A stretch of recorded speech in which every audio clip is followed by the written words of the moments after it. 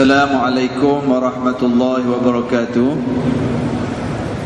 Alhamdulillahi rabbil alamin, wassalatu wassalamu ala rasulihil amin wa ala alihi wa sahbihi ajma'in. Bagaimana yang kita sebut minggu lepas, malam ni kita cuti dulu tafsir surah Yusuf. InsyaAllah kita sambung minggu depan, hari Selasa depan.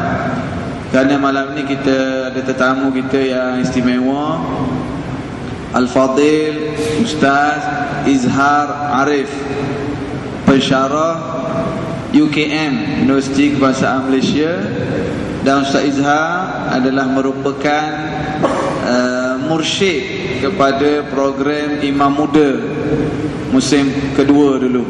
Dia mursyid sebab dia tua dah sikit, ada Imam Muda. Dia mursyid. Dan kalau siapa yang biasa tengok pagi-pagi di TV9 program Rasul yang kata, apa? Program apa? Program apa? Rasul yang kata. Pagi-pagi boleh tengok pukul 8 pagi tu di TV9.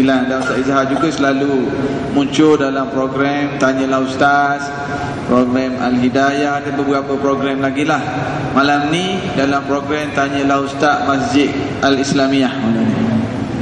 Okey, perjalanan kita pada malam ini, kita bukan nak ceramah macam biasa, tapi kita nak tanya soalan. Dan sekarang Fadil Ustaz Izhar di penghujung buat tesis PhD-nya dalam bidang berkaitan dengan tajuk forum kita pada malam ni. Tajuk berkait dengan makanan, berkait dengan barang kosmetik. Jadi sesuaian dengan tajuk PhD-nya, dia nak berkongsi dengan kita pada malam ni. Apa yang akan kita buat nanti, kalau ada orang yang nak tanya, saya akan tanya dulu beberapa soalan. Ada dah soalan dengan saya ni yang ditanya. Kalau ada lagi orang yang nak tanya soalan, boleh tulis di kertas dan hantar ke depan. Kalau yang ada kertas. Yang tak ada kertas, nak tulis kat mana? Tulis atas tapak tangan. Tapi takkan nak bagi tangan. Boleh SMS. Kalau ada soalan nak tanya, tapi biar berkait dengan tajuk kita lah, berkait dengan makanan, berkait dengan barang-barang kosmetik, boleh SMS ke nombor ni. Nombor ni nak baca ni. Kalau ada cadang nak tanya, SMS je ke nombor ni, 013-7034-878. Sempat tak? Sekali lagi saya ulang sebab mungkin kalau orang perempuan di belakang sana tak payah nak tulis kat kertas, SMS je. Dan tuan punya nombor ni pun masih bujang lagi kalau nak buat menantu. Jadi dia akan forward kat saya nanti untuk memudahkan urusan. 013-7034-878. Sempat aku? Okey, boleh SMS atau hantar kertas ke depan pun tak apa. Tajuknya berkait dengan pemakanan dan barang-barang kosmetik yang ada pada hari ini. Kenapa kita pilih bincang perkara ni? Sebab perkara makanan dia berkait rapat dengan doa kita dengan Allah Subhanahu Wa Taala. Biar jadi orang cermat bab makanan. Seorang sahabat Nabi yang bernama Sa'ad bin Abi Waqqas, dia datang jumpa Nabi. Wahai Rasulullah, tolong doa supaya saya menjadi orang yang mustajab doa. Pandai dia ambil shortcut. Dia kata, Rasulullah tolong doa. Sa'ad bin Abi Waqqas kata, Rasulullah tolong doa supaya saya ni menjadi orang yang mustajab doa. Dan kalau Nabi doa dia ni jadi orang mustajab, mustajab je doa dia. Itu shortcut cara dia. Nabi kata, ya Sa'dun, atib mat'amaka takun mustajab da'wah. Rasulullah kata, wahai Sa'ad, jaga makan minum kamu, perelokkan makan minum kamu, kamu akan menjadi orang yang mustajab doa. Jadi kita nak cek bab pemakanan kita ni. Kadang-kadang kita duk fikir kenapa semayang payah nak khusyuk. kenapa dah doa depan Kaabah, dah doa bulan Ramadan masih belum mustajab? Tengok makan minum kita, takut-takut di situ punca doa kita tidak diterima oleh Allah. Satu. Dan juga barang-barang kosmetik pada hari ini, barang-barang yang begitu banyak hari ni, banyak jenis lah, bedak, gincu, maskara, Gucci, Zion, Trojan, apa semua tu lah, banyak ada tu. Jadi kita nak bincang, takut-takut kadang-kadang anak kita nak kahwin, duk make-up rupanya ada pada batang tubuh dia perkara-perkara yang syubhah ataupun perkara yang haram. Kita bimbang perkara itu. Jadi insya-Allah kita tampilkan kepada Ustaz Izhar yang memang bidang dia untuk berkongsi dengan kita. Sekali lagi saya nak sebut nombor telefon. Boleh SMS dari sekarang. SMS sekarang pun boleh. Ini bukan afundi ni. Tapi kalau ada nak tanya dah boleh SMS sekarang. 013-734-878. Boleh kita mula, Ustaz Izhar. Are you ready? Are you ready? Jadi kait dengan soalan pertama yang yang kita nak kongsi pada malam ni berkait dengan makanan dulu ni. Berkenaan dengan ikan keli. Ikan keli yang diternak, kita makan ikan keli di restoran-restoran, di kedai makan. Di tempat ternak itu dia ada kolam-kolam dia ataupun sangkar ikan keli yang diberi makan daripada najis-najis babi. Boleh sebut babi ke sini? Babi ada. Ke khinzir? Kita panggil babi lah. Khinzir tu bunyi warak je macam tak berapa babi je lah. Jadi sekarang adanya tempat-tempat orang pelihara ikan keli yang jaga ni dia bagi makan najis, ataupun secara khusus kita sebut tahi babi. Jadi macam mana tu, boleh tidak kita makan? Saya persilakan Ustaz Izhar. Mungkin Ustaz Izhar nak ada mukaddimahnya dulu, lepas tu jawab soalan yang berkenaan. Silakan. Bismillahirrahmanirrahim. Alhamdulillah wassalatu wassalamu ala asyrafil anbiya'i wal mursalin wa ala alihi wa sahbihi wat tabi'ina ila yaumiddin. Rabbi syrah li sadri wa yassir li amri wahlul 'uqdatam min lisani yafqahu qawli. Amma ba'd. Yang saya hormati lagi saya kasihi sahabat saya Ustaz Said Nur Hisham, Tuan Nazir, EJK Masjid, Tuan-tuan Imam, Bilal-Bilal, Muslimin, Muslimat, hadirin hadirat yang dirahmati Allah Subhanahu wa ta'ala. Pertama sekali saya mengucapkan ribuan terima kasih kerana sudi menjemput saya pada malam ini untuk sama-sama berkongsi ilmu. Yang mana pada awalnya Ustaz Said minta 2, 3, 4 kali. Jadi saya nak dia minta kalau boleh hari cuti. Bila saya cek balik jadual, hari Sabtu dan Ahad bulan Ogos, September baru kosong untuk 2013. Jadi saya kata kalau hari kerja boleh ke tak? Dia kata tak apa, bila Ustaz free. Maka saya kata kalau insya-Allah hari ni bolehlah. Kebetulan tadi pun ada program kat TV Al-Hijrah dengan Ustaz Said, lalu tu dengan Ustaz Said. Jadi saya kata tak ada masalah, kita boleh terus sama-sama berkongsi ilmu pada malam ini. Yang keduanya saya nak minta maaf kalau mungkin masa bercakap tu dah ada rakaman pula. Jadi kalau batuk tu minta maaf sebab saya baru balik daripada Mekah lebih kurang 1 minggu yang lepas. Jadi insya-Allah kita boleh kongsilah sedikit apa yang Allah bagi sedikit untuk kita kongsi bersama. Baik tuan-tuan puan-puan yang dirahmati Allah Subhanahu wa taala, berkaitan tentang binatang ternakan yang makan makanan-makanan yang haram. Sebagai contoh makan khinzir, sebagai contoh makan najis, sebagai contoh buah-buah yang dibajai dengan baja-baja najis. Adakah semua binatang ini boleh dimakan atau buah-buahan ini boleh dimakan?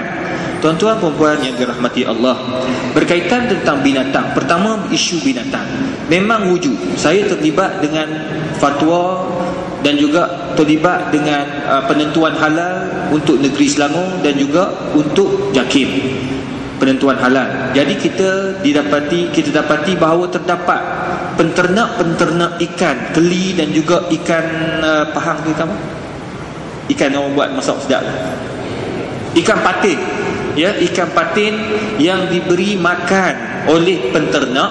Pastinya penternak ini bukan orang Islam, iaitu orang bukan Islam, yang mana mereka ini menternak ikan keli dan juga ikan patin dengan memberi makan usus babi, bukan tahi babi, usus babi. Sebab usus babi mereka tak guna, mereka lemparkan pada ikan patin dan juga ikan keli, dan ikan patin ini akan makan, ikan keli ini akan makan usus-usus dan juga perut-perut babi.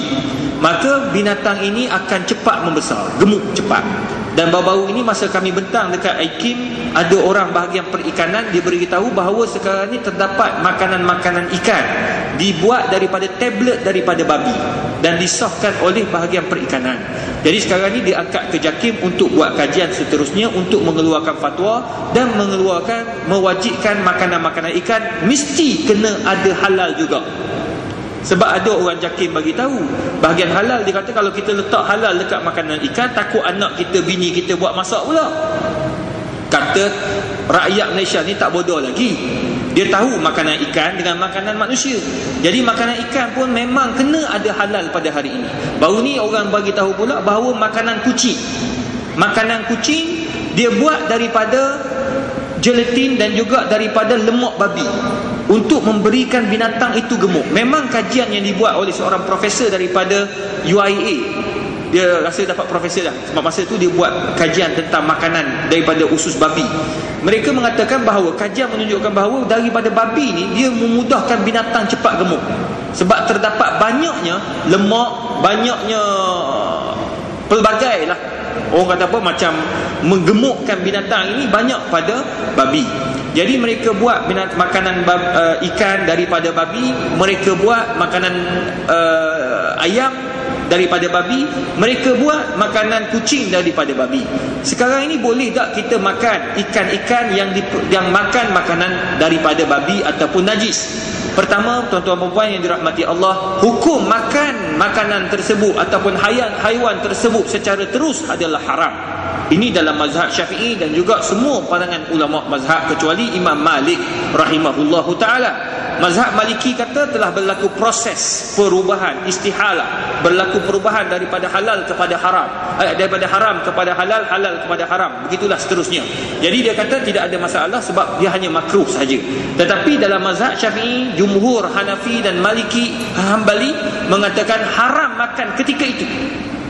Mudah kita pakai mazhab Syafi'i lah. Kita di Malaysia mazhab Syafi'i, kita tak boleh makan terus. Katakanlah kita tahu dia ternak daripada kolam ikan yang ada lemak-lemak babi yang dibuang dekat situ, usus babi yang dibuang dekat situ, kita beli, kita goreng terus, maka hukumnya haram sebab terdapatnya lemak-lemak ataupun lendir-lendir babi pada ikan tersebut. Ini disahkan oleh Profesor Yaakob Man, seorang pakar dalam bab babi, dah meninggal pun ya, dan dia asalnya pemeriksa dalam atau pemeriksa luar, PhD saya, tapi dia meninggal awal kerana kanser. Awal-awal lagi dia kena kanser, umur 52 meninggal dunia. Tapi dia banyak meninggalkan benda yang baik kepada kita. Baik, dia disahkan memang di luar kulit tu, kulit ikan ada lemak babi yang haram dimakan. Maka apa perlu dilakukan? Kajian sains membuktikan bahawa apa yang dijelaskan oleh mazhab Syafi'i tepat sekali, bahawa dalam mazhab Syafi'i tak boleh makan kecuali ia telah disaring ataupun dikurung selama 48 jam. Ikan tu, kalau madhab fatwa kata haram makan, memang betul haram makan ketika itu. Tetapi kalau telah disaring, telah dikurung selama 48 jam minimum, afdal kalau boleh 1 minggu dikurung, diberi makan makanan dedak yang elok, yang bersih sampai bersih balik, selepas itu baru boleh makan.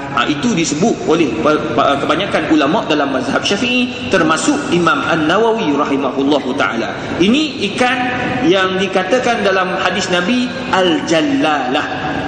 Dalam hadis Nabi sebut, naha Rasulullah sallallahu alaihi wasallam an akli lahmil jallalah, mengharamkan kita makan makanan yang haiwan-haiwan yang hidup yang makan makanan yang kotor, yang najis. Sama juga macam orang-orang dulu. Mak saya tuan-tuan perempuan, dia tak makan ayam. Mak saya tak makan ayam. Sampai hari ni kita anak-anak ni kadang-kadang buat nakal pada mak, bukan buat jahat, buat nakal pada mak. Dia buat macam mana? Kami ni kadang-kadang pergi kat kedai, mak nak makan kuih tiaw, kami bagi tahu pada orang kedai tu, tolong hancurkan ayam itu halus-halus sangat-sangat. Kalau boleh jangan bagi nampak. Goreng sama kuih tiaw, nak bagi mak kami makan. Yalah, nak buh ikan tak sedap, nak buh daging dia ada masalah gigi. Orang tua kan. Jadi kita pun buatlah ayam hancur. Bila balik rumah mak tak marah. Dia baru dia tahu dah ada ayam. Mak ni pandai. Dia kata mak dah tak makan ayam selama 40 tahun dah. Tahu dah ada ayam. Dia tak marah. Ini mak baik. Dia pun buang satu-satu ayam kecil-kecil. Kami pula menyesal, kesian kat mak kena buang ayam. Akhirnya dapat setumpuk ayam banyak tu. Dia makan kuih tiaw saja. Kata mak, kenapa mama ni tak nak makan ayam? Dia bagi tahu, mama dulu masa kecil-kecil dibesarkan kat Melaka. Orang Melaka ni memang kita selalu, kita buang air dulu mana jamban. Orang Melaka jamban dia tak dalam rumah, dekat luar kan. Minta maaf lah orang Melaka. Jamban kat luar kan. Jamban kat luar. Ini hak terbaru. Zaman mak saya muda-muda dulu, dia kata jamban kami dekat bendang. Buang air kat bendang, kita lepas buang air cuci-cuci, mari ayam habis licin mahal ke dia. Habis licin mahal ke dia. Dia kata macam ni, dia kata kita makan najis. Jadi dia tak makan ayam sampai hari ni sebab dia nampak ayam tokok tahi. Boleh tak kita makan ayam yang makan najis tahi? Sama juga hukum dia, tak boleh makan ketika itu sehinggalah ia dikurung selama 48 jam. Kalau kita nak makan ayam ataupun ayam hutan ke ayam apa yang kita nampak ia makan tahi. Tapi kalau tak tampak makan tahi, jangan tanya. La tas'alu an asya' in tubdalakum tasukum. Jangan tanya toke ke, jangan tanya tuan jual ke ayamnya makan tahi ke tidak, tak payah tanya. Makan sudah. Sama juga macam kita pergi pasar. Bila pergi pasar nak beli ikan, nak beli ayam, tengok ayam tu sembelih elok ke tak. Kalau sembelih elok nampak, ambil. Tak payahlah tanya awak ni ambil daripada mana. Lepas tu kaji semua memang tak makan ayam lah kita, tuan-tuan perempuan. Itu dalam bab ayam. Sama juga hukumnya, tak boleh makan kecuali setelah ia disaring ataupun telah orang kata apa? Di kuarantin selama 48 jam. Itu yang minimum. Ada pandangan ulama kata seminggu. Terpulang pada tuan-tuan nak pakai yang mana. Jadi itu sedikit berkaitan dengan jawapan yang Ustaz tanya tadi berkaitan dengan ayam. Saring ikan keli 48 jam tu maknanya letak dalam kolam lain. Mesti diletak dalam kolam lain lah. Kalau letak dalam kolam yang sama tak jadi. Dia makan tahi balik. Dia makan najis balik tak boleh. Saya bila Ustaz Izhar sebut bab ayam tadi, ingat masa program Imam Muda musim pertama dulu. Antara tugasan yang kita beri pada Imam Muda, kita bawa Imam Muda ni pergi inspect, pergi ke tempat kilang-kilang yang menyembelih. Pukul 1 pagi kita pergi ke satu kilang yang menyembelih ayam yang ada cop halal. Operasi dia sembelih 12,000 ekor ayam satu hari. Sehari sembelih 12,000 ekor ayam.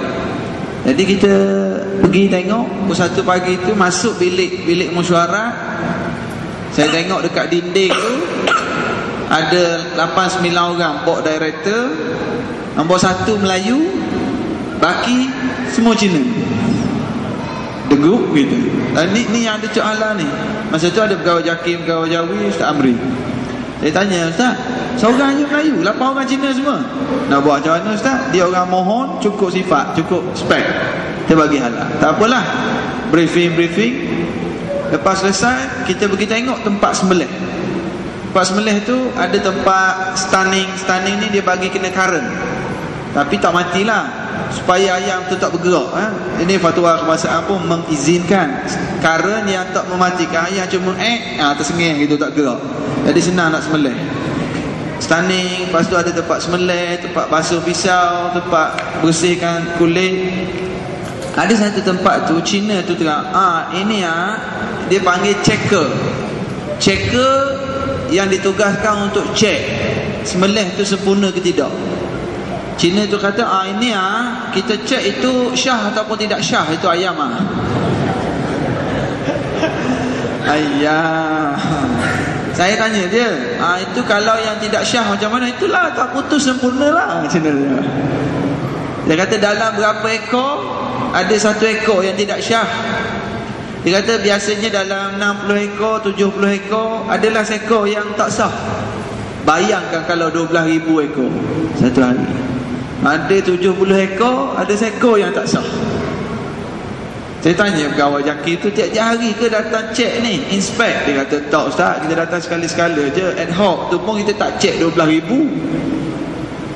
Okey, selesai, kita pergi ke pula ke tempat sembelih yang tidak ada cok halal. Ni kat yang Bangla punya bisnes, dekat Pasar Cokik, Pasar Pudu tu, yang dia orang sembelih. Kita orang sampai tu bertempiaran lagi, bukan ayam lagi, tukang sembelih lagi. Ada yang kita pegang, Nepal. You agama apa? Islam. Cuba mengucap 2 kalimah syahadah. Islam. Mengucaplah 2 kalimah syahadah. Islam. Jangan. Dengan tikusnya potong ayam tu, mati lemas. Sebab dia potong lempar tinggi tu, dengan air tangkung, dengan darah tikus melintah lagi apa semua. Ya Allah, ini berlaku. Dan you supply kat mana? Itulah restoran. Tak maaf lah, restoran kena hati-hati perkara. Saya lepas operasi tu 2 minggu tak selera nak makan ayam. Masalahnya lepas 2 minggu tu selera balik. Jadi itulah kita nak fikir sebab apalah nak ngapa ayat Quran susah sangat. Ilmu kadang-kadang selalu lupa tu. Okey. Soalan seterusnya, hari ini terdapat ustaz istilah yang disebut emas putih. Emas putih, platinum, sebut macam mana? Platinum. Platinum. Itulah makhraj tak apa betul sikit tajwid. Platinum, emas putih. Jadi ada masyarakat kita yang keliru. Boleh pakai, orang lelaki khususnya boleh pakai. Tidak ni nama emas putih ataupun platinum, ataupun mungkin ustaz pun boleh kaitkan dengan apa suasa ke apa tu. Silakan. Terima kasih Ustaz Said. Muslimin muslimat yang dirahmati Allah Ta'ala, berkaitan dengan emas, pertama hukum memakai emas. Para ulama dah sebut dan keluarkan fatwa berdasarkan kepada hadis Nabi SAW yang melaknat semua orang yang memakai emas dan juga al-harir atau ad-dibaj. Al-harir iaitu sutera. Yang dimaksudkan oleh Nabi SAW iaitu 100% emas dan juga 100% sutera. Berkaitan dengan emas, memang tidak ada dinafikan bahawa emas tak boleh pakai langsung untuk orang lelaki dan boleh untuk orang perempuan. Orang lelaki hanya boleh pakai perak saja, dan orang perempuan juga boleh pakai perak. Tetapi pandangan ulama termasuk dalam mazhab Syafi'i, disebut dalam kitab Kifayatul Akhyar, disebut dalam kitab Iqna', mengatakan bahawa dua perkara ini, emas dan juga perak, hanya boleh dijadikan perhiasan untuk lelaki, perak, emas dan perak untuk orang perempuan, tetapi tak boleh dijadikan perhiasan rumah. Itu tak boleh. Mana beli pinggan emas 100% haram. Makan dalam pinggan yang diperbuat dari perak 100% haram. Frame gambar daripada perak 100% haram, tak boleh.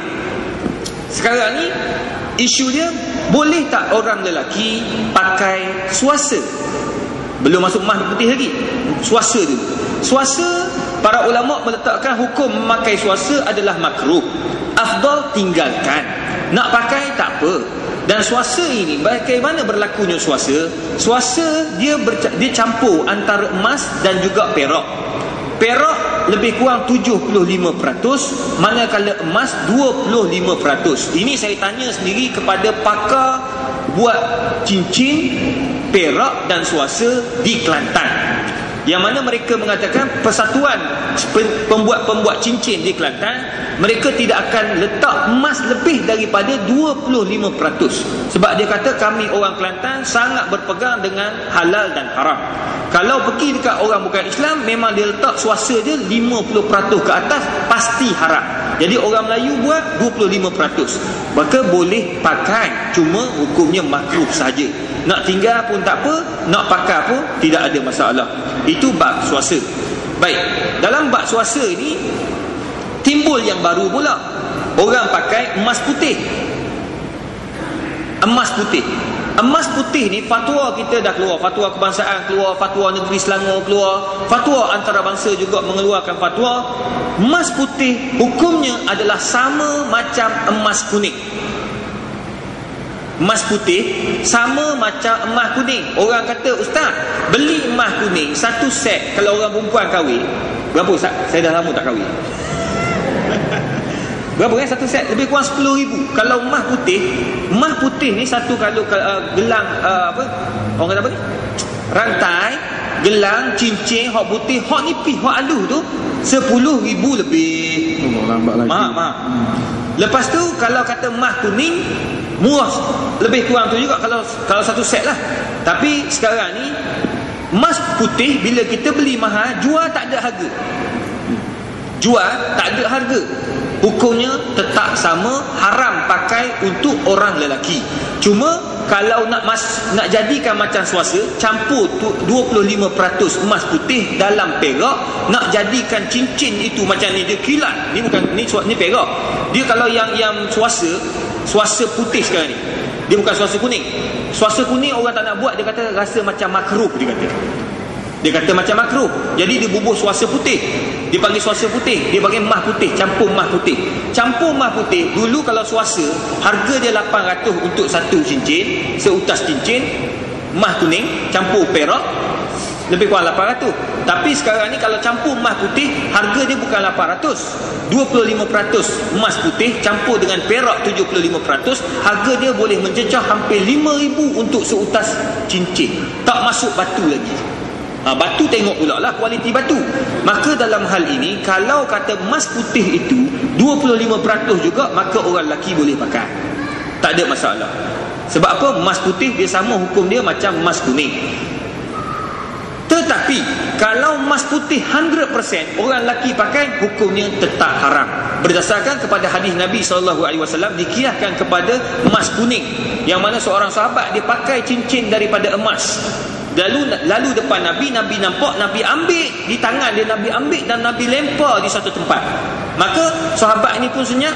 Nabi berkata, kamu pakai pakaian-pakaian ataupun perhiasan yang boleh menyebabkan kamu terlempar dalam neraka, dan cincin itu pula jamratum min jamaratin nar. Ia merupakan batu-batu ataupun cincin-cincin daripada api-api neraka. Dia lempar. Maka sahabat, bila Nabi berlalu, sahabat yang nampak lagi kata, pergi ambil balik lah, pergi bagi bini hang pakai. Dia kata, aku tidak akan ambil, lan akhudha ma tarahahu Nabi sallallahu alaihi wasallam. Aku tak akan ambil perkara yang telah dilempar oleh Nabi sallallahu alaihi wasallam. Tengok para sahabat, bila Nabi benci, Nabi tak pakai, Nabi tak bagi buat, orang tak ambil lagi dah. Sahabat kita, yang Nabi larang itu yang kita buat, yang Nabi tak bagi itu yang kita buat. Oleh demikian, kita kena berhati-hati dalam bab memilih pakaian, dalam bab memilih perhiasan. Jadi dalam hal ini, kalau setakat cincin swasta masih dalam perbincangan ulama dan mengatakan ia hanya makruh sahaja. Begitu juga emas kuning atau emas putih. Bagaimana pula dengan platinum? Platinum ni pula tuan-tuan, dia bukan harga sama macam emas putih atau emas kuning. Harganya lebih mahal daripada emas putih dan emas kuning 2-3 kali ganda. Ada seorang tunjuk kat saya, cincin dia saja harga 37,000. 37,000 kerana daripada platinum.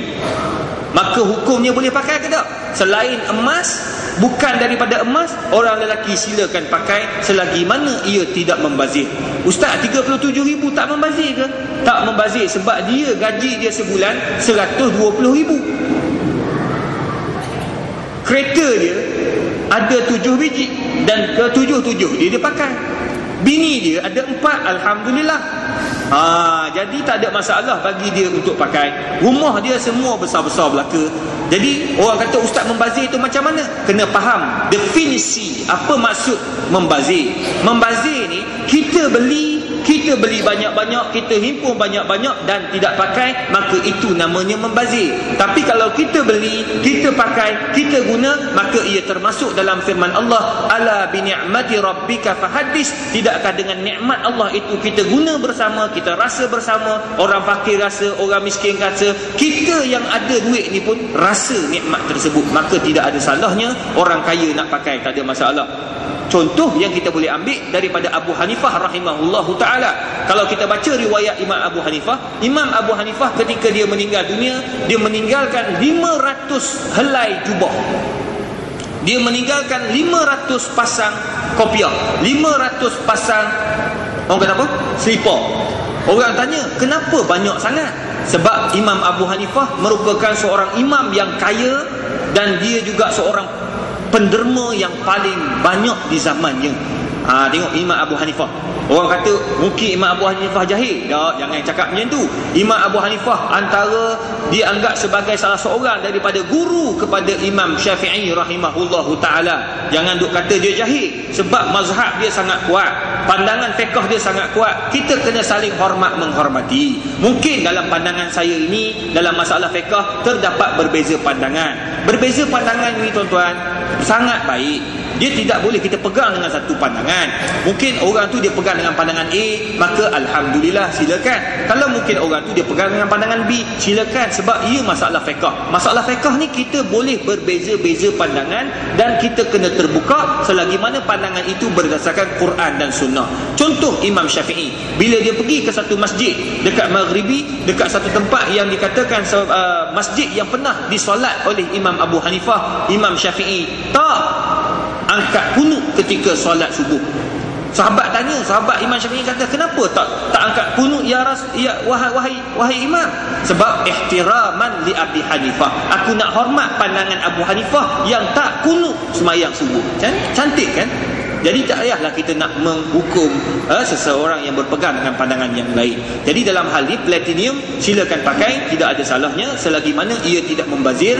Dan kita pula, kata para ulama, antaranya Syekh Saleh Fauzan, dia kata apa, tak salah kalau kita membelinya dengan cash, tanpa kita menyusahkan orang, kita tak ambil duit haram, kita tak rasuah, kita pula tidak, orang kata apa, tidak berhutang dengan membeli barangan-barangan tersebut, maka tidak ada salah, maka ia tak termasuk daripada orang yang membazir. Satu. Yang kedua tuan-tuan, bagaimana pula dengan plated, gold plated? Gold plated ni macam contoh, ada orang dia beli jam, dia ada emas gold plated 18 karat, 24 karat kat sini, dekat tali dan seumpamanya. Mungkin ada jenama bonia pun, ada jenama macam-macam jenama lagi lah, ya. Maka boleh tak pakai tuan-tuan perempuan?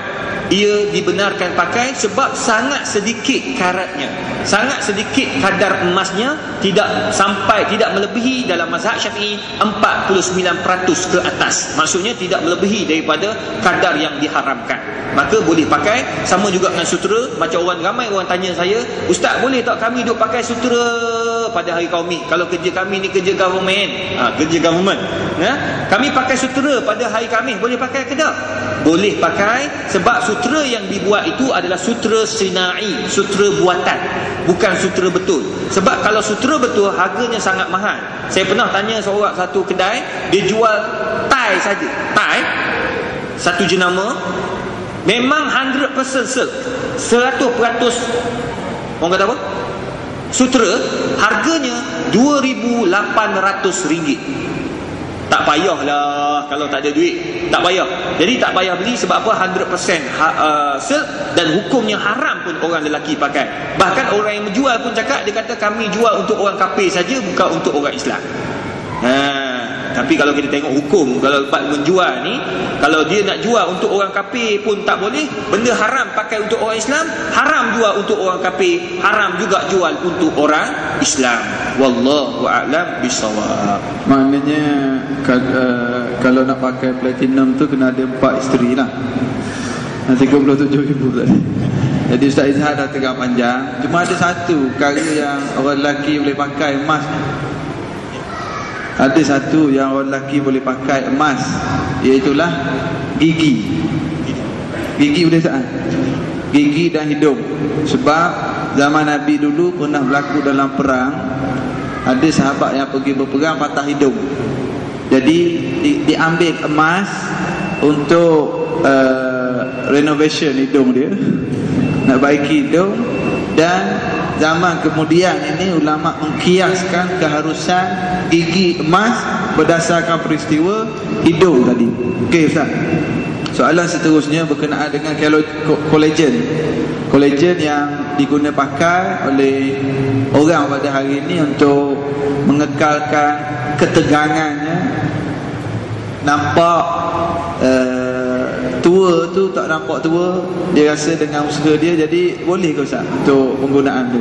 Silakan, sama ada orang lelaki dan juga orang perempuan. Terima kasih kepada Ustaz Said atas soalan yang diberi.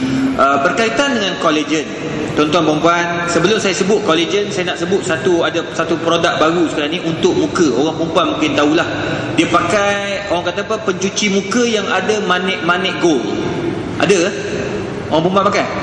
Oh, dia orang tak, dia pakai mahal lagi. Harga dia RM8 je. Tapi ada manik-manik gold. Orang tanya saya, Ustaz, boleh ke tak kami duk pakai ni? Kami cuci muka dengan cuci muka yang harga RM8 lebih ke atas, tapi tak lebih daripada RM25. Tapi ada manik-manik gold, ada biji-biji emas. Boleh tak pakai? Saya kata silakan pakai, sebab gold yang dalam tu bukannya emas betul. Ya, bukan emas betul. Kalau betul lah emas, baik aku beli banyak-banyak, aku tapih semua dapat banyak-banyak, aku jual.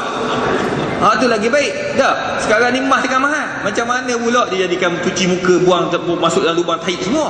Dia tak ada. Jadi boleh pakai, tak ada masalah. Ini ramai orang tanya. Baru ni orang tanya saya, tanya TV9 tanyalah Ustaz, dan tadi pagi tadi orang tanya saya kat universiti. Kata boleh pakai, silakan pakai, sebab ia bukan emas yang betul. Baik, pertama. Yang kedua, berkaitan dengan kolagen. Kolagen ni memang banyak. Sekarang ni orang jual macam-macam. Satu kotak untuk makan setengah bulan, ada yang makan 1 bulan. Harganya hampir 400 untuk makan tiap-tiap hari. Satu hari 2 biji. Jadi dia nak makan semua satu kotak tu komplit, lebih kurang 400 ke bawah.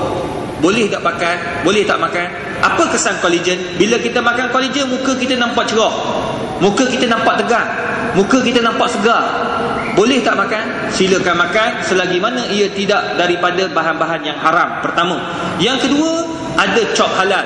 2. Yang ketiga, disahkan oleh Kementerian Kesihatan. 3. Yang keempat, pastikan yang kolagen yang kita gunakan, yang kita makan itu tidak mengubah sifat yang original. Contoh, hidung saya ni tuan-tuan rasa kepek ke tak? Kepek. Dia keturunan saya tajam sikit.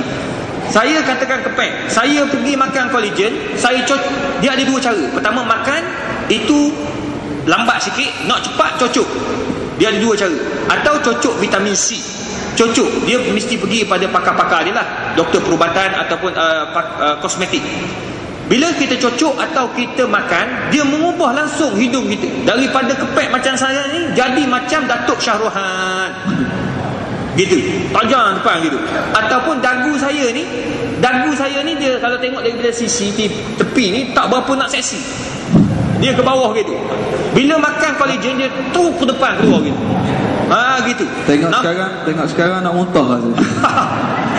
Jadi tak berapa nak comel dan tak berapa nak seksi. Ataupun bibir ni macam saya sekarang ni, bibir saya ni comel-comel dah. Kalau orang tengok, secukup rasalah Allah buatkan saya tu. Saya pergi tambah, pergi cocok, katakan contoh, cocok kolagen, ubah terus bibir saya daripada bibir macam ni jadi bibir macam Brad Pitt. Maka hukumnya haram. Atau bertukar, bibir saya jadi macam Angelina Jolie. Kenal? Angelina Jolie. Hukumnya haram sebab mengubah daripada sifat asal. Sifat asal tak boleh. Orang perempuan kalau pakai ada cocok-cocok macam tu, maka ingatlah hukumnya haram. Fatwa kebangsaan hanya mengharamkan botox. Kenapa botox itu diharamkan? Pertama, botox itu haram kerana di dalam botox itu ada enzim babi. Ada profesor daripada HUKM mempertahankan fatwa kebangsaan tak guna otak mengharamkan botox. Takkan kerana enzim babi. Enzim babi ni sikit je. Dia macam mana? Dia marah lah. Dia kata, tahu Ustaz tahu tak macam mana enzim ni? Saya kata dia lebih halus daripada kuman, lebih halus daripada zarah dan sebagainya. Ya, pandai pun. Dia kata contoh, dia kias. Kalau Ustaz lalu tepi babi, Assalamualaikum babi tepi. Ni babi tepi ni, lalu tepi babi. Ustaz kena samak ke tak? Kena samak pula. Kena samak ke? Kena samak tak tuan-tuan? Tuan-tuan? Kena samak tuan-tuan? Tak kena samak sebab tak kena babi. Tak kena pun.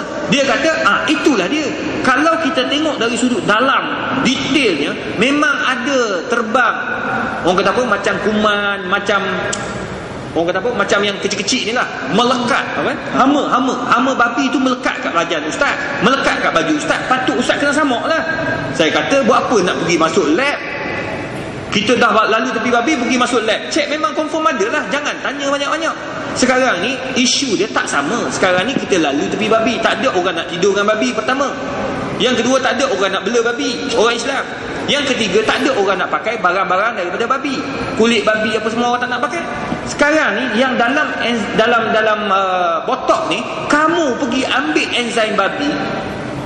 Dia kata enzim tak, sekarang ni asalnya apa benda? Asalnya apa? Asal dia babi. Dah babi. Bila daripada babi, maka hukumnya haram kita pakai. Walaupun enzim, walaupun kuman ni kita ambil, tak boleh digunakan. Apa dalil dia? Allah sebut dalam Quran, innama harrama alaikumul maitah wad dama wa lahmal khinzir. Daging khinzir. Dalam mazhab Syafi'i, dia kata bila sebut daging, untuk semua, kulit termasuk, enzim termasuk, tulang termasuk, tanduk termasuk. Tanduk pula dah. Ya?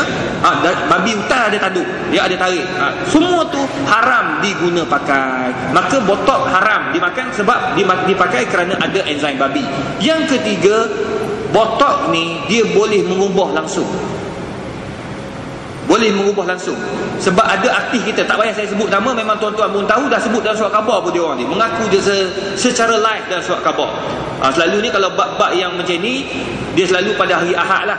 Ini selalu orang beli surat khabar ni, ya? Sebab hari Ahad tu wanita seksi berlambak-lambak dekat dalam surat khabar. Itu haram tengok, haram kita beli patutnya. Ya, tak boleh beli pun benda-benda yang membawa kepada haram. Anak kita pun malu tengok bibir gitu gitu. Ya.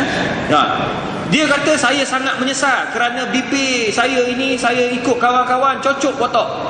Maka bibir saya lebih hodoh daripada yang asal.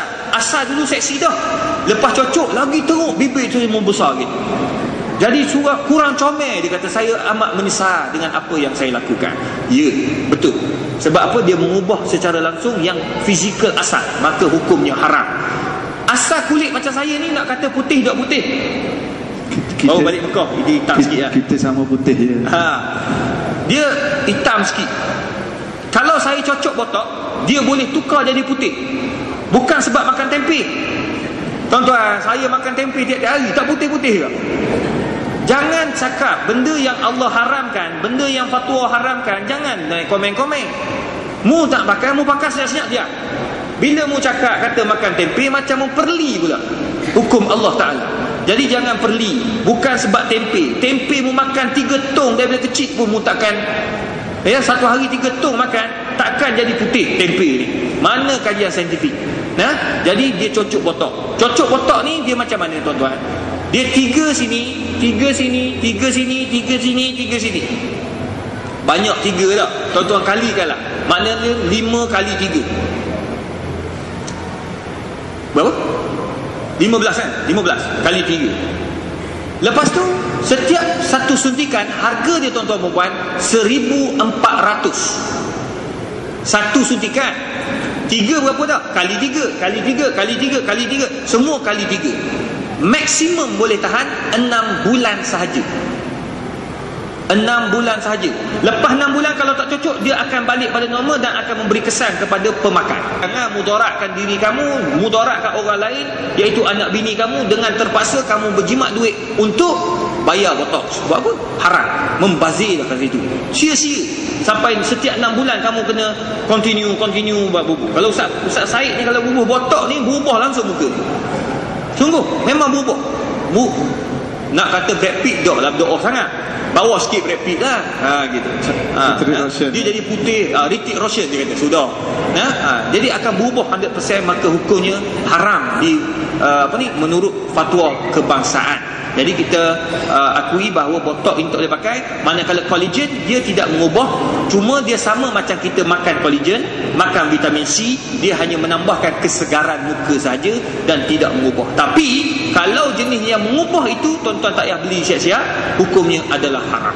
Kalau orang yang menjual tu kata, jangan risau kak, muka akak sekarang ni hitam, jadi insya-Allah lepas ni muka akak akan jadi putih seputih-putihnya. Muka saja, badan macam mana? Badan kita buat treatment lain. Tak payah tuan-tuan puan. Sebab apa? Asal kita hitam, biar kekal hitam, biar mati dalam keadaan hitam. Tak payah kita asal hitam, mati keadaan putih, dan akhirat kelak lahir-lahir hitam balik. Kena bakar di Allah Ta'ala. Wa iyyazubillah min zalik. Alhamdulillah, penjelasan yang cukup jelas daripada Fadil Ustaz Izhar. Ini selesai kita untuk pusingan pertama kita sebenarnya. Ada pusingan kedua sikit lagi insya-Allah. Cuma sebelum saya tanya soalan seterusnya, dan Ustaz Izhar pun saya dah mula jadi mangsa contoh-contoh dia tu, dia dah mula panah tu, alhamdulillah. Cuma pihak masjid untuk malam ni nak buat sedikit kutipan untuk program yang akan dianjurkan untuk anak-anak kita waktu cuti sekolah nanti. Cuti sekolah ni pihak masjid akan buat camp smart solat untuk anak-anak sekitar sini, hampir 200 orang. Jadi ada sehari program berkait dengan solat ni, adalah makan minum, ada kos-kos, facilitator dan sebagainya. Jadi kita sama-sama lah menyumbang. Baru ni hari Jumaat kita dah buat kutipan. Tapi malam ni insya-Allah secara khusus sekali lagi kita akan buat. Jadi harap mana-mana yang hadir untuk sama-sama, kalau yang ada anak jadi peserta, alhamdulillah. Kalau yang tak ada anak dah untuk jadi peserta tu, kita sumbang duit sebagai pelaburan kita untuk akhirat, insya-Allah, ikut kadar masing-masing. Jadi boleh bergerak tolong pasti sikit sambil-sambil kita dengar penjelasan Ustaz Izhar. Kita sama-sama menyumbang untuk masjid kita ni. Sebenarnya masjid pun banyak lagi program-program lain, cuma untuk malam ni kita buat kutipan khusus untuk program smart solat. Alhamdulillah, bayangkan dengan sumbangan kita ni, dengan usaha yang dilakukan, anak-anak kita di sekitar ni jadi minat nak solat. Kalau sebelum ni pun solat tak berapa nak sempurna, insya-Allah kita pun dapat pahala sama. Soalan seterusnya, boleh sama Ustaz? Soalan seterusnya berkait dengan minyak wangi. Minyak wangi yang beralkohol, adakah haram dipakai? Dan juga isu yang berkait dengan orang perempuan yang memakai minyak wangi, sama ada di pejabat ke ataupun pergi kat tempat kerja ke. Jadi berkait dengan minyak wangi lah yang ada alkohol, dan juga penggunaan minyak wangi untuk orang perempuan. Sebab orang perempuan kata, Ustaz, kami ni kadang-kadang ialah ada berpeluh, ada bau, ketiak wangi kami pun ada aroma dia. Jadi macam mana tu nak menyelesaikan masalah? Terima kasih Ustaz Said. Muslimin muslimat yang dirahmati Allah Subhanahu Wa Taala. Ini juga merupakan antara soalan famous yang berkaitan tentang minyak wangi. Ada dua isu minyak wangi. Pertama berkaitan tentang perfume. Minyak atar memang tak ada khilaf, semua orang suka pakai. Dia pasti dia yakin bahawa ia adalah harus dan boleh pakai sebab tidak ada alkohol. Sekarang ni isu berkaitan dengan perfume, jenama-jenama yang terkenal ataupun tidak terkenal yang ada alkohol. Adakah alkohol itu haram dipakai ataupun najis diguna pakai? Tuan-tuan perempuan yang dirahmati Allah, pada asalnya Abdul Aziz bin Baz, Mufti Arab Saudi, pernah mengharamkan pada awal 90-an kalau tak salah saya, mengharamkan semua jenis perfume yang ada alkohol kerana alkohol itu najis. Berdasarkan firman Allah Subhanahu wa taala, innama harrama alaikumul ya ayyuhalladzina amanu innamal khamru wal maisir wal ansab wal azlam rijsun min amali syaitan fajtanibu. Allah kata Allah haramkan arak itu. Kenapa? Kerana ia najis. Baik, kita kena faham, yang dimaksudkan dengan alkohol yang najis itu adalah daripada unsur atau sumber arak sahaja.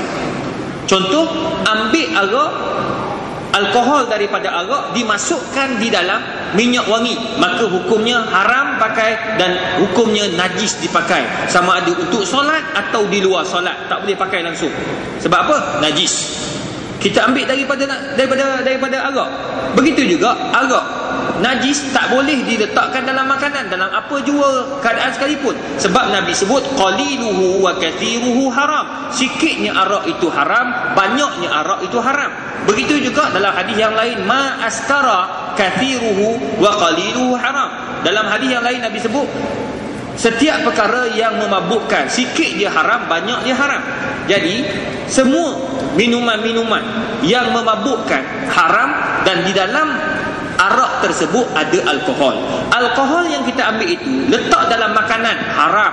Sebab ada orang dia masak, tuan-tuan perempuan, dia nak masak kangkung. Perasan tak kadang-kadang kalau kita pergi dekat yang bukan Islam punya tu, perasan tak? Nampak dia masak kuali, api naik, naik. Dia lempar, dia sembur wine. Nak bagi naik aroma arak. Chef-chef Islam ni, sebahagian daripada mereka yang tak ada agama, dia kata kita bukan nak makan arak, ustaz. Arak itu telah diabsorb dengan api, kemudian dah hilang pun. Boleh, takkan tak boleh makan? Tetap tak boleh makan. Sama juga macam kuali. Contoh, bakar kuali, panaskan kuali, tuan-tuan kencing dalam kuali. Orang perempuan kencing dalam kuali. Jangan banyak sangat, lambat kering. Sikit tebarkan atas kuali. Dia kering kuali tak? Kering tak? Berani tak isteri ni bubuh pula minyak masak, minyak minyak zaitun lah, kata minyak zaitun ada disebut dalam Quran. Bubuh minyak zaitun nak goreng ikan. Boleh tak tuan-tuan perempuan? Boleh tak? Orang perempuan dia kamu bila suami tanya, masak, oh sedap lah ikan hari ni awak goreng. Oh sedap sungguh, sebab tadi saya bubuh air kecing saya, kering air kecing, saya bubuh pula dengan minyak zaitun. Hak tu yang sedap tu, garub. Tuan-tuan perempuan, hukumnya tetap najis. Sebab apa? Sebab walaupun dia kering, awak tak basuh lagi. Dalam mazhab Syafi'i, setiap najis nak basuh mesti berair. Air itu mesti berlalu, gitu, baru jadi bersih. Jadi sama juga dengan arak. Bila dah kena lalukan air untuk jadi ia bersih. Jadi dalam hal ini yang najis itu adalah arak, alkohol dalam arak. Jadi dalam minyak wangi, ia bukan daripada alkohol arak. Bahkan minyak wangi ni, yang perfume ni, kalau tuan-tuan minum, kata orang yang minum arak kan, yang ketagih arak, paling teruk pun dia minum air kencing dia balik. Dekat US orang buat kajian, sesiapa saja yang ketagih arak dan dia tak ada duit nak minum arak, dia akan minum balik air kencing balik. Dia air kencing dia takung dalam cawan, dia minum balik, recycle dia punya kencing untuk minum arak. Rasa sikit-sikit tak apa dah. Tengok sunyi orang, tapi perangai dia dah jadi macam binatang. Binatang pun tak minum air kencing dia. Orang kafir yang minum arak, dia macam itulah keadaan dia. Orang Islam tak mustahil buat begitu. Tapi mereka takkan pergi curi minyak wangi ataupun perfume, pecahkan botol minum perfume. Takkan minum. Sebab apa? Bila dia minum, usus dia akan pecah usus, matilah. Maka tak sama alkohol dalam arak dengan alkohol dalam minyak wangi. Maka tak ada masalah. Akhirnya Mufti Arab Saudi Sheikh bin Baz, dia tarik balik fatwa dia. Dia kata yang haram hanya alkohol dalam arak, tetapi tidak haram alkohol yang terdapat di dalam dalam minyak wangi. Ini orang sains cukup jelas, dan dia orang tahu bahawa perbezaan antara etanol dengan metanol dan seumpamanya itu terlalu dalam berkaitan dengan sains. Jadi itu lain cerita. Untuk mendalami itu lain cerita lah, panjang masa pula. Apa pula hukum perempuan pakai minyak wangi? Selesailah. Minyak wangi yang ada alkohol boleh pakai, tak ada masalah, untuk solat ataupun di luar solat. Kalau najis, untuk solat pun tak boleh, untuk luar solat pun tidak boleh pakai. Jelas. Orang perempuan boleh tak pakai minyak wangi? Perkara ini disebut oleh para ulama, antara Dr. Yusuf Al-Qardawi. Nabi sebut dalam satu hadis, ayyuma imra'atin kharajat min baitiha, mana-mana perempuan yang keluar daripada rumahnya, liyajidna rihaha, untuk mengeluarkan bau badannya yang sedap, yang cantik, yang menawan, menyebabkan orang lelaki tengok pada dia. Fahiya zaniyah wa aynahuma zaniyah. Dia tengok orang perempuan itu telah pun berzina, sebab dia ajak orang lelaki untuk berzina. Orang yang tengok dia, mata ni pun dipanggil zina. Au kama qala. Tuan-tuan perempuan yang dirahmati Allah, apa maksud daripada hadis ini? Para ulama dia bincangkan, yang dimaksud daripada hadis ini, apabila orang perempuan dia keluar daripada rumahnya, dia pakai minyak wangi yang sangat kuat sehingga menyebabkan orang lelaki tertarik padanya, maka hukum jadi haram ketika itu. Itu sebabnya orang lelaki, tuan-tuan perempuan, nak bagi isteri pakai minyak wangi sikit boleh, Maknanya hilangkan bau badan. Tambah-tambah orang perempuan dia pakai kain yang baju dia tak macam kita baju cotton. Cotton ni dia serap bau, dia susah sikit nak bau, kecuali yang memang kau punya bau memang terkeluar jugalah. Kalau orang perempuan dia lagi cepat bau. Dia kain yang jenis kilat ni, bila kena matahari dia keluarkan bau. Maka dia boleh pakai deodoran. Deodoran ni untuk hilangkan bau ketiak dia. Sebab kalau bau ketiak akan jadi fitnah juga. Betul. Sebab saya tertarik apabila Dr. Wahbah Zuhaili, bila orang tanya dia tentang wanita pakai minyak wangi, dia kata apa? Kalau busuk sangat pun perempuan akan difitnah. Bila wangi sangat pun perempuan akan difitnah. Maka biarlah mutawasit, pertengahan. Jangan busuk sangat, jangan wangi sangat. Maknanya cukup-cukup. Maknanya bila pakai tu orang pun tak adalah bau. Mina, kenapa bau bawang badan kau? Itu sangat aib. Dan akan suatu hari orang akan letak dia, nilai dia sebagai seorang perempuan berketiak busuk. Maka untuk elak, dia kena pakai deodoran untuk hilangkan bau badan. Maka dibenarkan oleh syarak untuk elakkan daripada fitnah. Yang kedua, deodoran itu tidak mengeluarkan bau yang sangat kuat sehingga menarik orang lelaki untuk berzina. Yang kedua, pakai minyak wangi, sama ada perfume ataupun minyak atar. Pakai sedikit saja. Maknanya sekadar menghilangkan bau pada badan ataupun bau pada baju. Hari ni perempuan ramai dia basuh baju pakai softline. Softline ni bila pakai bau wangi kuat sangat, maka dia sekejap saja bau itu, tak ada masalah, maka hukumnya tidak haram.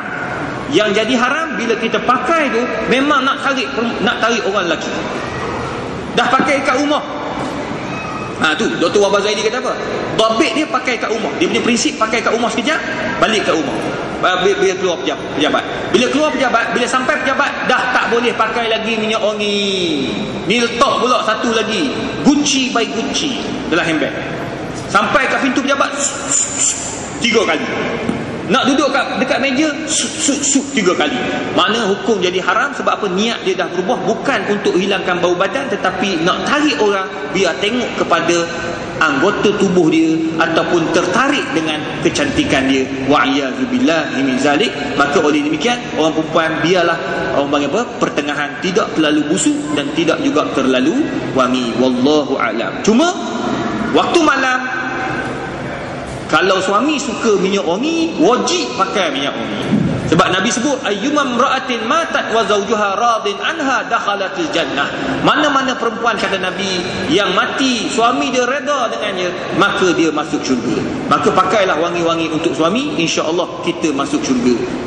Jangan sampai suami mati kerana minyak wangi kita. Wallahu a'lam. Itulah yang berlaku kadang kita naik lift hospital, lift jabatan-jabatan kerajaan, lift terbuka, dia masuk tu, wah, semerbak bau, sampai kita terlupa tingkat mana nak naik. Jadi ini mengganggu sebenarnya. Itu yang dimaksudkan oleh Ustaz tadi. Soalan seterusnya, banyak soalan ni, Ustaz boleh tahan ke? Subuh esok tak habis gini. Sebagai pelanggan, apa nasihat Ustaz kalau kita tengok sesuatu yang tidak mengikut ajaran Islam? Sebagai contoh, banyak penjual burger yang berbangsa Melayu meletakkan sebakul telur di hadapan kualinya. Didapati telur itu penuh dengan tai, yang ni tidak basuh. Sedangkan ajaran Islam menyuruh kita basuh telur sebelum masak kerana ianya najis. Basuh telur ayam lah Ustaz, bukan telur dia sendiri. Jadi soalan ni, apa nasihat Ustaz? Apa nasihat Ustaz pada kita yang pergi beli dan kepada orang yang berniaga tadi?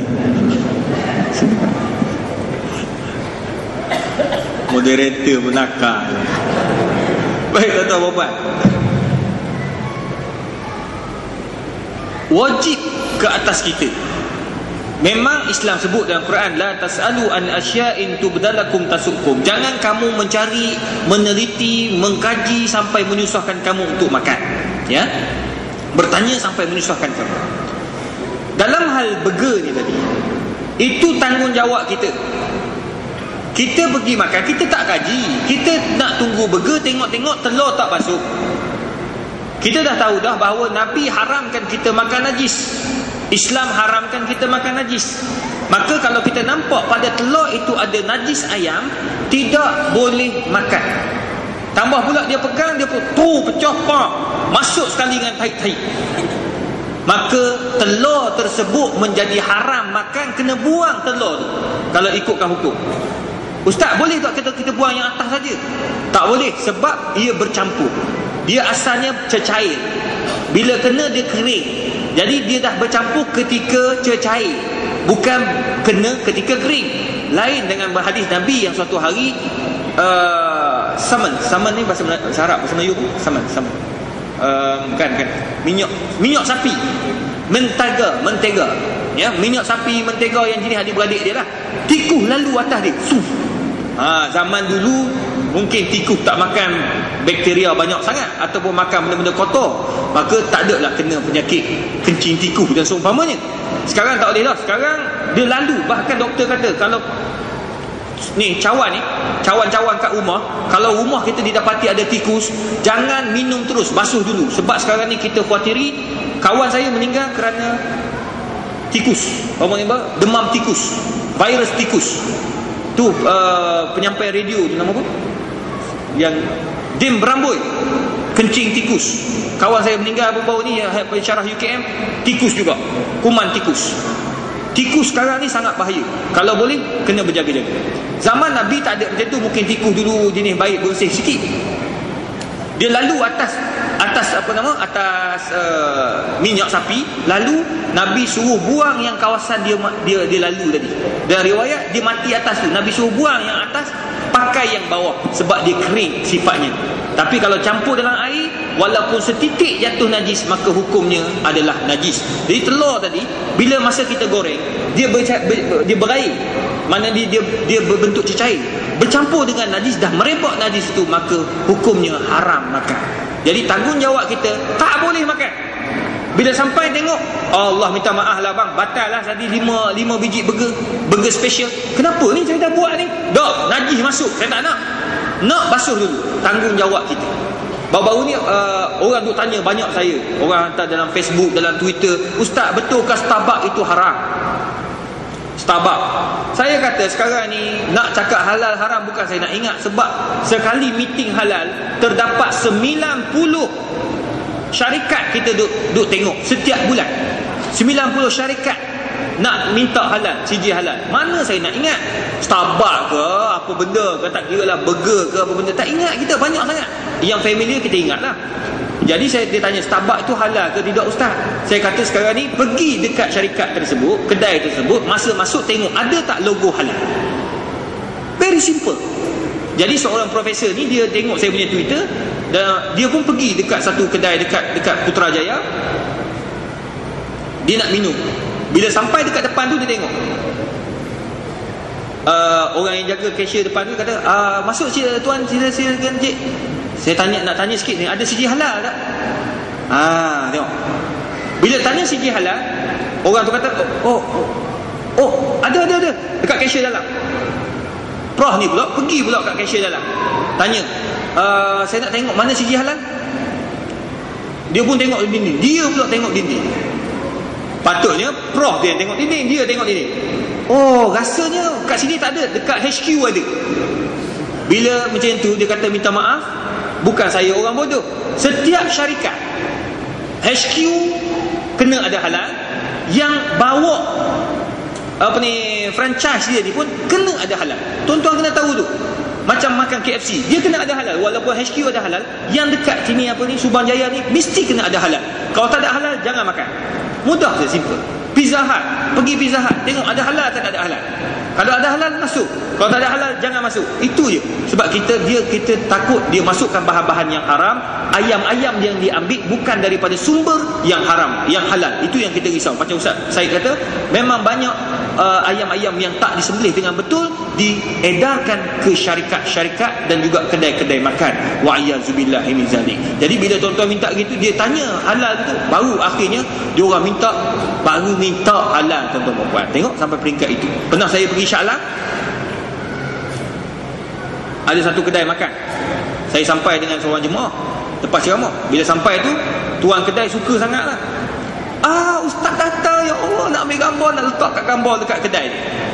Sebelum sampai tu saya tanya, ini ada halal tak? Dah kita terlibat dengan Selangor. Halal Selangor.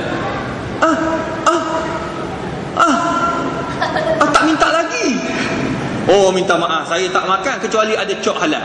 Jadi gambar pun tak ada, apa pun tak ada, keluar macam tu. Jadi tak boleh, kita kena tegas.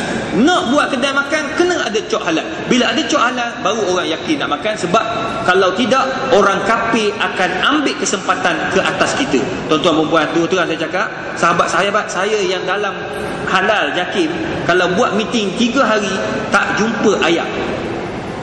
Tak jumpa ayam. Buat meeting kat Marriott Hotel, tak ada ayam. Saya 3 kali saya pergi meeting, 3 kali tak ada ayam. Saya kata semua ikan besar-besar, ikan sama besar dengan kaki besar. Makanlah kita. Kata mana ayam? Minta maaf Ustaz, kami tak makan ayam. Jadi diorang selalu tengok apa yang berlaku. Jadi tuan-tuan perempuan, tuan-tuan tak payahlah tanya saya apa yang berlaku. Tuan-tuan cuba sedaya upaya untuk tahu sedikit apa yang ada depan mata. InsyaAllah itu sudah memadai untuk tuan-tuan. Tak payah tanya lebih-lebih, insyaAllah. Wallahu a'lam. Kadang-kadang kait dengan cok halal ni memang berlaku, ialah kita bimbang, berlaku penyelewengan, kejahilan. Ada pensyarah saya ketika di UK, dia kata dia jumpa di kedai jual dalam tin, macam tin sardin, jual daging babi. Ada cok kat luar tin sardin yang daging babi itu disembelih mengikut cara Islam. Slaughtered by Islamic way. Maknanya penggunaan itu sewenang-wenangnya, itu di luar sana lah. Cuma kadang-kadang Ustaz, saya pun terfikir sepatutnya kita di Malaysia ni kena buat cok haram. Semua kedai halal kecuali kedai-kedai yang ada cok haram, tak boleh masuk. Dan kita majoriti Muslim kan, dan kita orang Islam, sepatutnya semua kedai ni halal. Ni ada cok haram. Jadi terbalik pula sekarang, kena ada cok halal. Kita susah nak kena cari yang halal. Tetapi walau bagaimanapun, memang tanggungjawab kita, latihlah anak-anak, terutamanya para ibu, para isteri, para ibu. Biasa orang perempuan ni dia jaga kementerian beli barang di rumah masing-masing. Jadi biarlah suami ke siapa pun kata kita cerewet, paling kurang carilah yang ada cop halal, paling kurang. Dan Ustaz, yang ada cop halal pun ada masalah itu ni, kita ala Allah lah, kita serah pada Allah. Yang bagi cok halal tu dia tak kuat kuasa, dia tak cek, dia tangguhlah dosa. Kita sebagai orang awam yang ialah kita bukan iman kuat sangat, yang ada cok halal tu kita bismillah lah. Itulah. Tapi kalau kita boleh pelihara ayam sendiri, tanam padi sendiri, tanam sayur sendiri, itu lebih baik. Kalau mampulah. Latih anak-anak kita. Anak-anak pergi ke kedai nak beli gula-gula, nak beli makanan, suruh dia tengok ada halal tak, dia pun cari sendiri. Cari, oh tak ada halal, letak balik. Latih macam tu. Saya mungkin boleh kongsi sikit lah. Alhamdulillah, anak yang masa 5 tahun, yang sekarang 6 tahun dah, kita bagi tahu dia yang ada cok halal saja. Singgah kat Petronas tu, ni tengok ni, yang ada cok halal saja boleh beli. 5 tahun dia pun ambil semua barang yang ada cok halal, dia ambil semua, boleh beli kan. Tu salah faham kata. Bukan suruh ambil semua yang ada cok halal, yang ada cok halal je boleh ambil. Gitu babi, dia kata. Dan itu sekali saya beli belon yang budak-budak kan, dia tercelup, kemudian tiup, keluar banyak belon. Tiup banyak. Petang tu dia main, dia tiup banyak belon, kemudian tinggal separuh lagi dia simpan. Besok bila dia main, dia tiup, 1, 2 je belon, tak banyak lah belon. Dia pun pegang botol belon tu, oh tak ada halal, patut pun tak ada belon. Maknanya berjaya lah tu kita kira. Yang mereka ni perkenalkan pada anak-anak berkenaan dengan cop halal tu. Ustaz boleh cerita sikit ke Ustaz? Boleh tak? Sebab Ustaz dari pagi tadi dah ada rakaman, ada meeting tadi dari universiti lagi. Tapi Alhamdulillah kita berterima kasih kerana Ustaz sudi meluangkan masa bersama kita berkongsi ilmu. Jadi kita tak naklah dengar saja malam ni, kita kena bertindak lah dalam tindak tanduk kita. Soalan seterusnya Ustaz berkenaan dengan orang lelaki yang memakai inai. Hukum orang lelaki yang memakai inai. Inai maksudnya di tangan lah. Kalau di janggut tak apa, di janggut memang sunat. Inai ke janggut, maksudnya sekarang ni kadang-kadang kerana pengantin lah biasanya perhiasan orang lelaki yang menggunakan inai? Sila Ustaz. Orang lelaki, Nabi SAW sebut dalam satu hadis yang cukup masyhur, la'anallahu al-mutashabbihin min ar-rijal bin nisa, atau kama qala, Allah melaknat orang lelaki yang makai, yang berhias sama macam orang perempuan. Sekarang ni kalau kita tengok pakai inai untuk orang lelaki, adakah ia halal ataupun tidak? Pertama, sekiranya sudah menjadi adat di kawasan-kawasan tertentu, macam contoh di Johor Bahru, kalau tak silap saya lah, minta maaf kalau saya salah, tapi yang saya tahu orang tu tanya banyak orang Johor, bila nak kahwin dia suruh orang lelaki 3 jari, nah orang perempuan 4 jari. 4, ada yang kata 3. Orang perempuan semua jari, nak menunjukkan bahawa dia adalah pengantin lelaki yang sahih. Boleh ke tak sekiranya ia sudah menjadi adat, orang kampung, orang taman semua mengatakan itu bukan sama macam orang lelaki, orang perempuan, maka hukumnya adalah harus, tetapi ma'al karahah, afdal tinggalkan. Tapi kalau nak pakai untuk perubatan, inai untuk perubatan orang lelaki tak ada masalah, silakan pakai. Nak pakai sampai kaki pun tak ada masalah, boleh. Cuma yang jadi haram orang lelaki pakai inai apabila dia pakai sama macam orang perempuan yang ada bunga-bunga dekat badan, kan? Inai kat tangan, dekat tapak tangan, dekat tapak kaki, orang lelaki lebih, orang perempuan tak ada pula. Maka hukum jadi haram. Sebab orang lelaki kat Malaysia tak pakai kecuali 3 jari itu yang kita tahu. Maka 3 jari itu boleh pakai, tetapi afdal tinggalkan. Jelas Manakala kalau orang perempuan, silakan. Memang majlis fatwa pun mengatakan tidak ada masalah bagi orang perempuan nak pakai inai di kaki atau di tangan. Di kaki wajib pakai stocking selepas itu.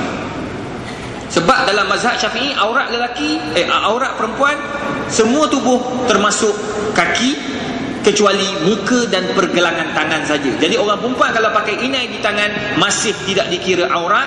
Orang perempuan pakai cincin di jari masih tidak dikira aurat. Orang perempuan pakai gelang di tangan masih tidak dikira aurat. Tetapi kalau orang perempuan pakai gelang di kaki, bunyi cekceng, maka hukumnya adalah haram, sebab ia termasuk daripada aurat yang menyebabkan orang lelaki akan tengok terus kepada kaki perempuan tersebut. Orang lelaki bila tengok kaki perempuan, pastinya dia akan mentafsir pelbagai tafsiran. Jari depan pendek, jari besar pendek daripada jari tepi. Kenapa? Semua habis dia tafsir ke dia. Maka elok mu pakai stocking terus, sebab stocking itu wajib dalam mazhab Syafi'i. Baik, itu yang pertama. Yang kedua, bagi orang lelaki kalau nak pakai inai, nak pakai ini kena tengok kepada adat. Kalau orang Arab, orang lelaki haram pakai inai. Jadi kena tengok macam mana suasana di negara kita. Kalau macam negara kita ini, kita anggap macam setengah-setengah tempat. Macam di Kelantan tidak ada benda itu, adat itu tidak ada. Maka kalau kita buat adat itu, maka kita mukhalafatul adah, kita bercanggah dengan adat, maka boleh jatuh kepada haram sekiranya menimbulkan fitnah kepada orang kampung. Wa iyazubillahi min zalik. Wallahu a'lam. Soalan yang terakhir untuk malam ni, sebenarnya banyak lagi soalan masuk ni. Soalan ni banyak. InsyaAllah kalau ada Ustaz Izhar ada kelapangan masa lagi, kita sambung lagi nanti, InsyaAllah. Banyak lagi perkara-perkara yang nak ditanya ni. Untuk soalan yang terakhir, adakah semua makanan syubhah haram dimakan? Terutamanya makanan kenduri kahwin, ayam ayam yang dibasuh bercampur dengan air yang kotor. Apa tadi? Ayam yang dibasuh dalam besen yang bercampur air bersih dan air kotor. Maknanya bila berlaku kenduri kahwin, cium je. Nak bagi soalan ni. Biasa kenduri kahwin, tuan rumah kalau yang jenis masak ramai cara kita tu, yang campur ayam tadi air bersih dan air kotor. Silakan Ustaz. Baik, Nabi SAW sebut dalam satu hadis yang cukup jelas, tuan-tuan dan puan. Tuan-tuan boleh pegang hadis ini. Al-halalu bayyinun wal haramu bayyinun wa bainahuma umurun mushtabihat. Halal itu jelas, haram itu jelas. Halal kita tahu dah, semua makanan-makanan yang terdapat dalam hadis yang mengharamkannya kecuali perkara yang diharamkan dalam hadis ataupun dalam Al-Quran, maka semua itu adalah halal. Yang diharamkan memang tidak boleh sentuh langsung, termasuklah bangkai, darah, babi yang sembelih bukan kerana Allah Ta'ala, yang disembelih oleh orang bukan Islam dan seumpamanya. Itu jelas haram. Wa bainahuma, di antara kedua-duanya ada perkara yang syubhah. Syubhah ni apa benda tuan-tuan dan puan? Perkara-perkara yang kita tak jelas halalnya. Macam contoh tadi, kita pergi rumah kenduri kahwin. Kita pergi rumah kenduri kahwin, kita rasa saja bahawa masakan itu, ayam itu dibasuh dengan air yang kotor. Maka dalam keadaan ini hukumnya adalah harus makan. Sebab apa? Kita tak yakin ia adalah haram, dan kita juga tak yakin ia dibasuh dengan air yang haram, air yang najis atau kotor. Tetapi kalau kita sendiri yang terlibat, contoh kita sendiri yang duduk bersama dengan jemaah kampung, dengan orang tukang masak, memang nampak dia basuh, ya Allah, air tu likat, melekat gitu, celup masuk terus dalam kuali. Tu yang orang makan rumah kenduri kadang-kadang terjirit-birit. Sebab apa? Tidak bersih. Bila tidak bersih tuan-tuan dan puan, kita nampak, maka haram dah kita makan ketika itu. Bukan lagi syubhah. Sebab kita nampak dah air najis, air kotor digunakan masak untuk masakan kulai dan sebagainya, maka hukumnya haram makan. Jelas dah. Sebab apa? Benda tu jelas nampak haram. Tapi benda yang kita was-was, kita syubhah, kalau kita boleh elak, kita elak. Tetapi kalau tak boleh elak, benda tu masih lagi syubhah ataupun benda tu masih dalam was-was, maka makan untuk jaga hati hati tuan rumah. Bahkan Nabi SAW dia sebut dalam satu hadis, kalau dijemput kita ini datang ke majlis walimatul urus, majlis orang kahwin, maka kita wajib pergi. Bila wajib pergi, kalau orang tu puasa sunat, wajib buka puasa. Bila wajib buka puasa, takkan duduk saja mengangguk, mesti mu kena makan. Jadi wajib makan juga. Bila makan, kita nak jaga hati tuan rumah, insya-Allah kita dapat pahala daripada makanan tadi. Sebab kita pun tak perlulah kita pergi cek sebelum makan tu, pergi masuk ke dapur tengok apa cerita. Oh, kotor. Keluar pula bagi tahu kat jemaah kat luar tu yang tengah makan, tuan-tuan puan-puan, saya nak umum sekalian, kotor belakang tu, makan najis belaka. Itu haram, tak boleh. Sebab kita menimbulkan fitnah, kita menimbulkan pergaduhan dan sebagainya. Maka kita makan sekadar yang kita mampu. Kalaulah sakit perut, ini tips. Kalau tuan-tuan sakit perut, perempuan sakit perut, hasil daripada makan rumah kenduri. Kalau Datuk Harundin, guru kami, dia kata apa? Kalau nak makan, sebelum makan baca Bismillahilladzi la yadurru ma'asmihi syai'un fil ardi wala fis sama' wa huwas sami'ul alim. Bismillahirrahmanirrahim. Makan. Makan dan tawakal pada Allah Ta'ala. Kita cuba sedaya upaya, insya-Allah Allah jaga perut dia. Tetapi kalau katakan dah baca, ustaz, saya dah rasa dah ni, sebab tengok makanan tu tak ada nur, dia kata. Sudah ada juga tak ada nur. Dia kata sementara makan tu saya baca dah Yasin, separuh Yasin baca dah sambil nunggu masih baca habis separuh Yasin. Makan cirit-birit sungguh ustaz, merah punggung saya. Cirit-birit jangan main-main, boleh bawa mati kalau kita tidak jaga-jaga. Cirit-birit. Jadi pergi jumpa doktor. Dia akan bagi air garam dan umpama dan macam-macam ubat. Kalau untuk lebih mujarab, saya duduk dibesarkan di Syria tuan-tuan dan puan, daripada umur 12 sampai umur 24 tahun. Belajar dekat sana sampailah saya tua. Guru kalau saya sakit perut, doktor sana dia tak akan bagi ubat kat saya. Dan ramai lagi yang lain. Dia kata, ya Allah, khuz fulus. Dia kata ambil duit ni. Dia doktor. Sini kita doktor bayar doktor. Saya kat Syria, doktor bagi duit ke saya. Dia kata ambil duit ni, pergi beli laban ni susu masak, kalau orang Melayu panggil. Kalau kat sini dia panggil yogurt pula. Jangan duk beli yogurt hot manis-manis tu, kecil manis. Beli yogurt yang original, yang masam, yang putih, yang original yogurt. Yang selalu orang perempuan dia akan beli untuk buat macam kek apa semua kan. Beli yogurt yang original tu, beli lebih kurang 2-3 botol ataupun 2-3 cawan. minum dan minum, tawakal pada Allah, insya-Allah tuan-tuan akan kembali baik, insya-Allah. Jadi itu perkara tu saya amalkan daripada dulu sampailah hari ini. Jadi ramai kawan-kawan saya, termasuk kawan-kawan penerbit TV kan, dia orang banyak pergi tempat-tempat luar kan, dia orang makan cirit birit habis. Dia orang kata, ustaz tolong saya sakit perut, tolong doakan. Saya kata doa saya tak jadi, kena amal. Jadi saya bagi benda ni, dia orang belilah yang Nestle yang 1 botol tu, dia orang minum dua cawan, alhamdulillah kembali baik. Itu antara tip yang saya belajar daripada orang Arab. Rupanya saya dengar kawan-kawan daripada UK, balik daripada Eropah dan semua, dia orang makan itu juga untuk hilangkan cirit birit. Jadi mungkin boleh amalkan. Tapi kalau bayi cirit birit tak dapat dia bantu. Sebab apa? Bayi ni dia hanya minum susu ibu saja. Wallahu a'lam bisawab. Saya minta maaf kalau tersalah bahasa, tersalah kasar dan sebagainya. Wallahu a'lam. Alhamdulillah, terima kasih kepada Al-Fadhil Ustaz Izhar di atas perkongsian yang begitu menarik, begitu jelas pada malam ini.